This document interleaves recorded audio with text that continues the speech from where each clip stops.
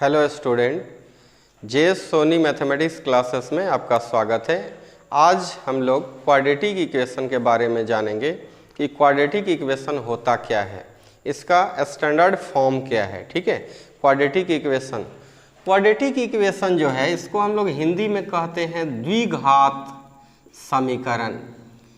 ये हिंदी इसलिए जान रहे हैं इसमें कि हिंदी का कुछ अर्थ है, इससे क्लियर हो जाता है कि द्वि मतलब दो और घात पावर। तो वैसा इक्वेशन जिसका दो पावर हो, टू पावर होगा, तो वो इक्वेशन जो होगा वो क्वाड्रेटिक इक्वेशन कहलाएगा।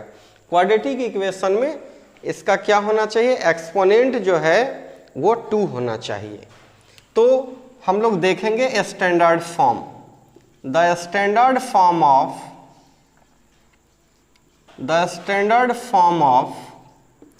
quadratic equation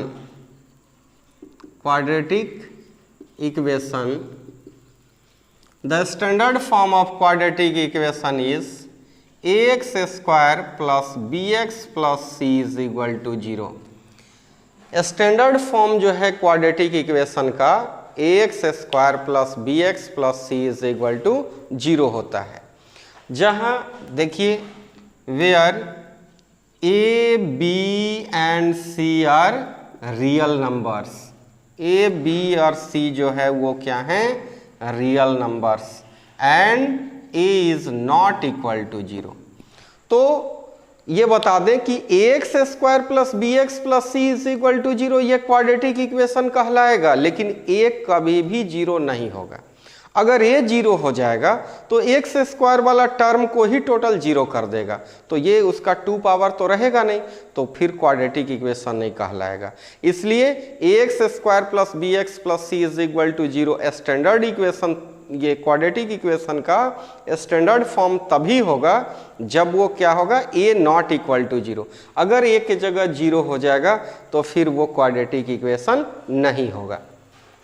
अब यहाँ पर है कि a, b और c क्या है, a और b, a, b, c जो हैं वो रियल नंबर्स हैं।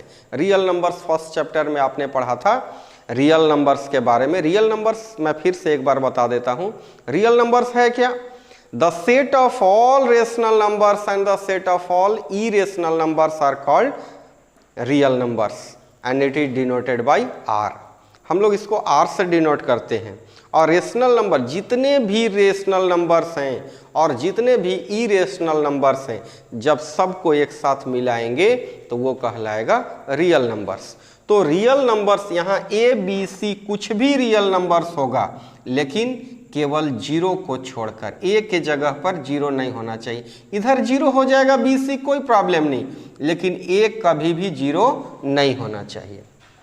जैसे हम लोग एक एग्जाम्पल लेके समझ लेते हैं कि 2x square plus 3x plus 7 is equal to 0, ये क्वाड्रेटिक फॉर्म में है। 2x square plus 3x plus 7 is equal to 0, ये क्वाड्रेटिक इक्वेशन हो जाएगा।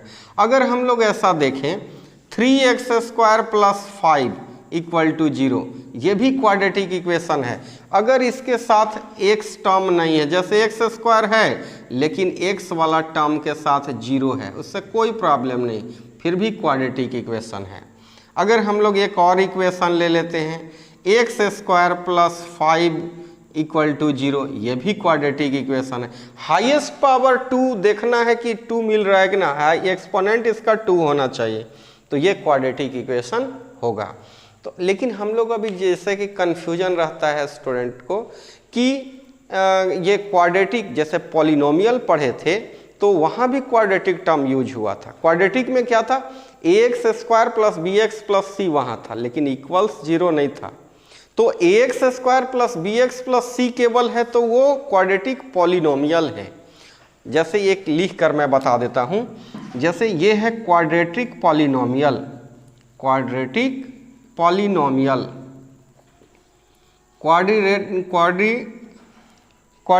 पॉलिनोमियल ये हो गया ax square plus bx plus c, इतना इक्वल टू 0 नहीं रहेगा। ax square plus bx plus c है तो ये केवल क्वाड्रेटिक पॉलिनोमियल है। लेकिन अगर इसी में ax² plus bx plus c equals 0 कर दें तो ये हो जाएगा क्वाड्रेटिक इक्वेशन। ठीक है, तो क्वाड्रेटिक पॉलिनोमियल और क्वाड्रेटिक इक्वेशन में आप अंतर समझ गए कि दोनों में क्या ये डिफरेंस है। अब हम लोग इसके यूजेज के बारे में जानेंगे। अब हम लोग देखेंगे कि क्वाड्रेटिक इक्वेशन का रियल लाइफ में क्या यूजेज हैं। तो यूजेज हम लोग देखेंगे। फर्स्ट में कैलकुलेटिंग एरियाज, अगर हम लोग को एरियाज फाइंड करना होगा तो हम लोग इसका यूज करते हैं। डिटरमाइनिंग ए प्रोडक्ट्स प्रॉफिट, अगर प्रोडक्ट्स के प्रॉफिट को अगर डिटरमाइन करना है तब इसका हम लोग यूज करेंगे। और formulating the speed of an object, किसी ऑब्जेक्ट का अगर हम लोग को स्पीड पता करना है तो भी हम लोग क्वाड्रेटिक इक्वेशन का यूजेज करेंगे। तो नेक्स्ट वीडियो में अब हम लोग क्वाड्रेटिक इक्वेशन एक्सरसाइज हम लोग देखेंगे एनसीईआरटी से। और अगर यहाँ तक जो है ये क्वाड्रेटिक इक्वेशन आपको जो बताए, अगर आपको अच्छा लगा होगा तो आप ज़रूर, अगर अभी तक अगर सब्सक्राइब नहीं किए होंगे चैनल को तो आप ज़रूर सब्सक्राइब कर लेंगे और आगे आप अच्छा से एक्सरसाइज का आप नेक्स्ट वीडियो में देख सकते हैं। धन्यवाद।